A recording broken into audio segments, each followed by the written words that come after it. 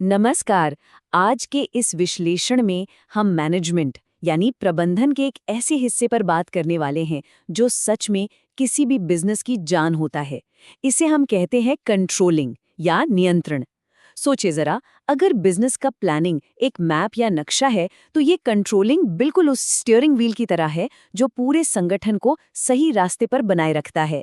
ये सुनने में जितना आसान लगता है ना, असल में इसकी अहमियत उससे कहीं ज्यादा गहरी है। तो आइए इसमें थोड़ा गहराई से उतरते हैं। अक्सर होता क्या है, जैसे ही कंट्रोलिंग शब्द आता है दिमाग में तनाव से भरे कर्मचारी और परेशान सीईओज आने लगते हैं। एक आम गलतफहमी है कि नियंत्रण का मतलब है लोगों पर पाबंदी लगाना या उनकी आज़ादी छीनना। लेकिन सच कहूं तो ऐसा बिल्कुल नहीं है। असल में नियंत्रण तो वो कवच है जो किसी भी संगठन को अराजकता और गड़बड़ी से बचाता है। ये काम को रोकने के बजाय उसे बिल्कुल सही दिशा में चलाने का काम करता है। तो आज की इस चर्चा को हम 5 मुख्य हिस्सों में देखने वाले हैं। पहले हम प्रबंधन नियंत्रण को समझेंगे, फिर इसके महत्व पर बात करेंगे, इसके बाद इसकी सीमाएं, फिर प्लानिंग और कंट्रोलिंग का रिश्ता, और अंत में इसकी पूरी प्रक्रिया को समझेंगे। तो चलिए शुरुआत करते हैं अपने पहले हिस्से से, जहां हम समझेंगे कि आखिर ये मैनेजमेंट कंट्रोल है क्या। सबसे पहले तो ये समझना जरूरी है कि कंट्रोलिंग कोई ऐसा काम नहीं है जो सिर्फ आखिर में किया जाए।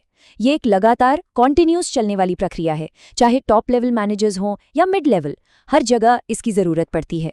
अगर इसकी परिभाषा की बात करें तो कंट्रोलिंग मैनेजमेंट का वो हिस्सा है जो ये सुनिश्चित करता है कि संगठन में सारा काम प्लानिंग के हिसाब से ही हो रहा है और रिसोर्सेज का बिल्कुल सही और कुशल उपयोग हो रहा है।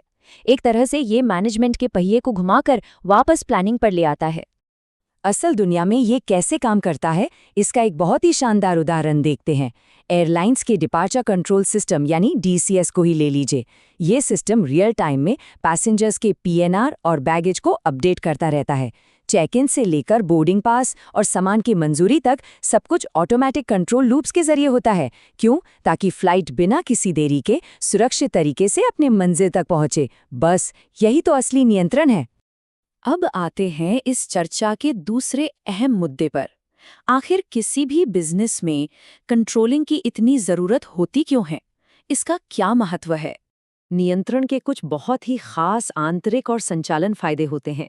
सबसे पहला और बड़ा फायदा तो यही है कि ये संगठन के लक्ष्यों को हासिल करने में मदद करता है।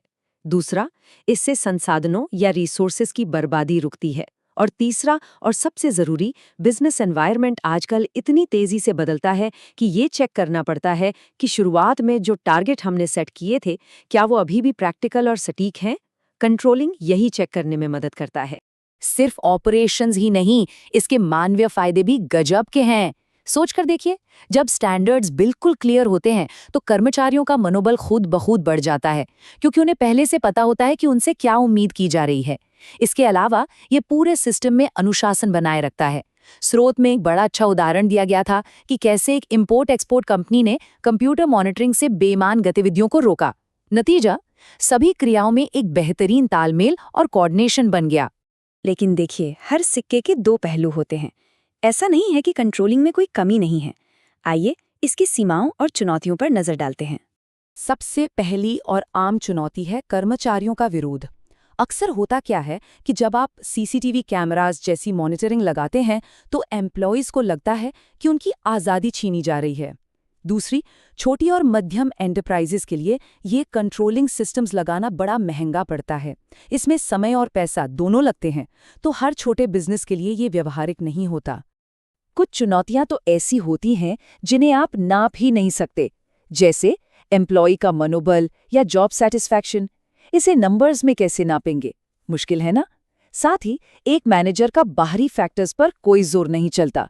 सरकार ने अचानक कोई पॉलिसी बदल दी या कोई नई टेक्नोलॉजी आ गई, इन सब पर मैनेजमेंट का कोई कंट्रोल नहीं होता। अब बढ़ते हैं अपने चौथे हिस्से की तरफ। ये मैनेजमेंट का सबसे दिलचस्प पहलू है, प्लानिंग और कंट्रोलिंग का आपस में रिश्ता। ये दोनों बिल्कुल जुड़वां भाई बहन जैसे हैं। यहाँ एक बहुत ही क्लासिक पैराडॉक्स सामने आता है। आमतौर पर कहा जाता है कि प्लानिंग आगे देखने का काम करती है, भविष्य के बारे में सोचती है।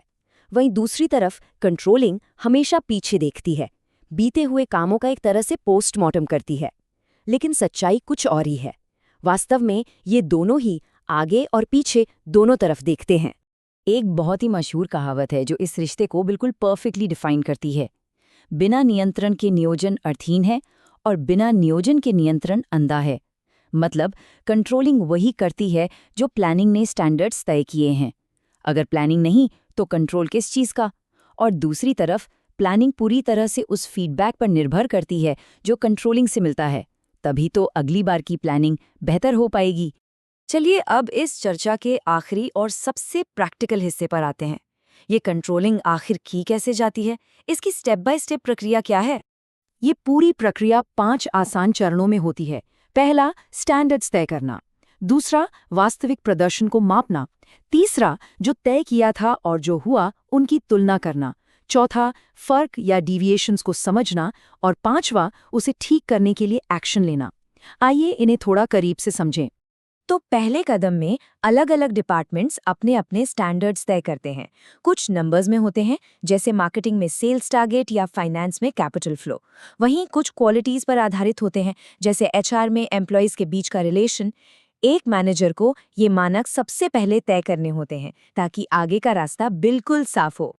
इसके बाद आते हैं दूसरे और तीसरे कदम पर। यहाँ हम देखते हैं कि असल में कितना काम हुआ है और उसे उन्हीं मानकों में नापते हैं जो हमने पहले तय किए थे। अब देखिए, बड़ी फैक्ट्रीज में हर एक प्रोडक्ट को चेक करना तो नामुमकिन है ना, इसलिए वहाँ सैंपल चेकिंग का तरीका अपनाया जाता है। इससे काफ़ी तेज़ी से पता चल जाता है कि जो हमने प्लान किया था और जो बनकर आया है उसमें कितना फ़र्क है। अब आता है चौथा और सबसे ज़रूरी कदम। यहाँ दो बहुत ही बेहतरीन कॉन्सेप्ट्स हैं। पहला है क्रिटिकल पॉइंट कंट्रोल। इसका मतलब है सिर्फ की रिजल्ट एरियाज पर ध्यान देना। सोचिए, लेबर कॉस्ट में 5% की बढ़ोतरी कुरियर चार्जेस में 15% बढ़ने से कहीं ज़्यादा नुकसान कर सकती है। दूसरा है मैनेजमेंट बाय एक्सेप्शन। इसका सीधा सा नियम है, सिर्फ उन्हीं डिविएशंस पर ध्यान दो जो बर्दाश्त की सीमा से बाहर हों।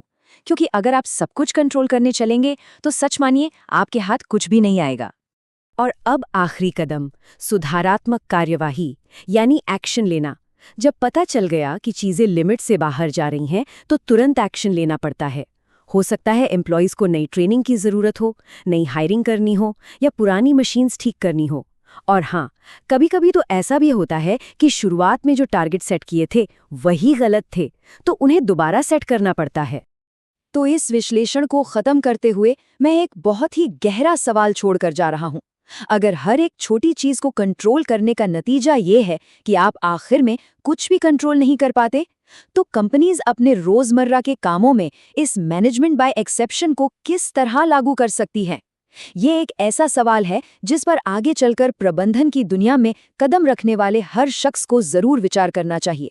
तभी तो आप इस जबरदस्त फीडबैक लूप का असली फायदा उठा पाएंगे।